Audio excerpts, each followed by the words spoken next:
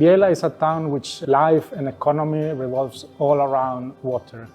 The economy of Biella has been developed since decades around its relation with the river.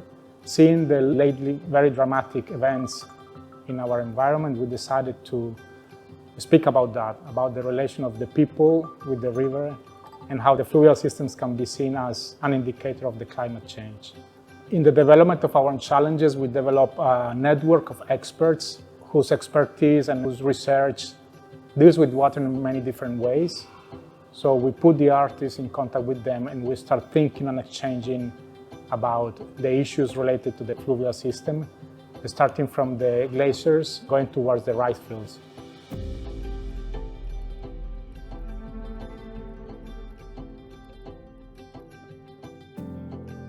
I'm an independent artist working with new media technologies, immersive media, audiovisual media and also interactive media with performance and biotechnologies. I did a PhD at the Bauhaus University in Weimar in media art, and my main topics are to work on the nature and technology field, and at the core lays a very foundational question: how I can encourage a better relationship between people, between humans and the environment, and how I can create art that makes a difference in the sense to encourage more empathy between nature and its habitats. What I have been working on in the residency at S+T+ARTS4Water is I decided to focus on glaciers as the starting point of fluvial systems. So glaciers hold a very big importance, not only as storages of water, but also they are something like the Earth memory. So they hold information about the past climates of not only decades, but hundreds, thousands of years ago. They hold information on pollution, radiation, but also organic material, waste products, bones, fossils, etc. And with climate change at hand, we all know that glaciers are already melting down and they will continue to do so. So in my project, I'm focusing exactly on this topic, and I developed 3 works that address this topic with different materialities, but also with different kinds of engagement point for the visitors.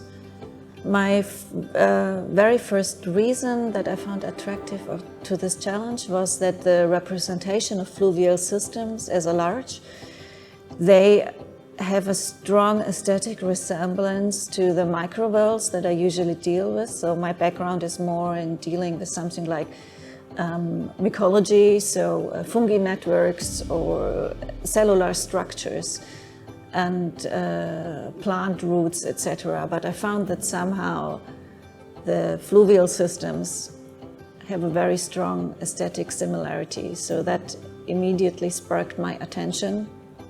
And then I also found the particular location here very interesting because it's situated in this, well, directly next to the river, where the Alps begin. So it's a great starting point to work on this topic.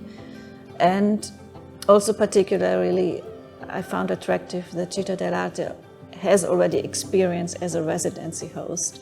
So that was actually important for me as an artist to go somewhere where there already exists experience and an affinity to actually work with artists and understanding artists' minds. In general, I would like to focus or to draw attention onto the interconnectedness of things.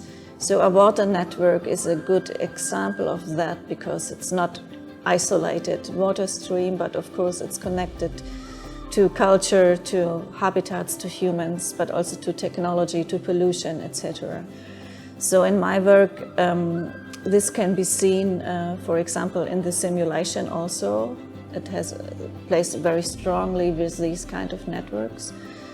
But also in general, I would like to encourage the people that come to see my work to feel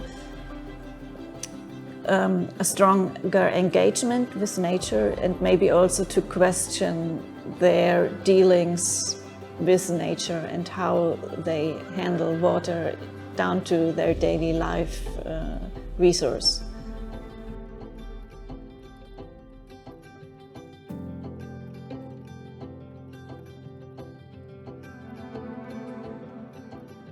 My name is Joshua Stein. I've been working on a project called Dissolution, Reconstitution, Sediment as Cultural Heritage.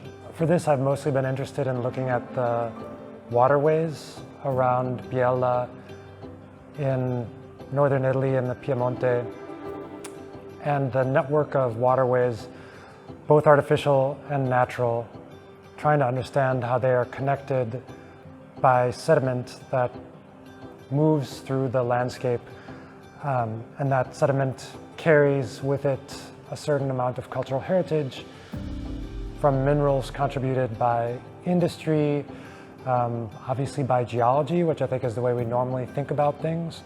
But then the project has been trying to understand how there's a version of human geology that plays a part in this larger network as well. I was most attracted to the S+T+ARTS4Water residency because it seemed to challenge the notion of an artist sitting in a studio by oneself. And it seemed to really promote collaboration with specialists and experts outside of art, which was very interesting for me. And I think that the network of experts that have been assembled has really proven to be helpful for this project. But that was definitely one of the most interesting aspects of this particular residency. So in terms of trying to find something from the project that can help the way we think about sustainable management of water, I think in some ways one aspect of this project is complicating some intuitive assumptions that we have, which sometimes are true. We have this very intuitive connection that water typically comes out of the mountains, moves into the plains, and that is true, and this project does verify that. At the same time, it is incredibly complicated by hundreds of years of human intervention. And so there's also a very simple truth here, which is that things are more complicated than we initially assume or understand. And the science and the technology in some ways can help understand that complexity. There are some other complexities that are historical, that are in terms of jurisdiction and where governmental agencies overlap or don't overlap, share information or don't share information, that can make things quite difficult to understand a larger picture. And I think this project runs into all of those challenges for me in a very interesting way. And I'm excited about tackling those challenges. But I think that the project really points to the fact that to really start to understand the complications that we have produced, nature is complicated enough on its own, but we have also produced an incredible level of complexity in terms of our interaction with nature. And to really understand that, we probably have to significantly change the way that we work as a society in terms of different ways to share information.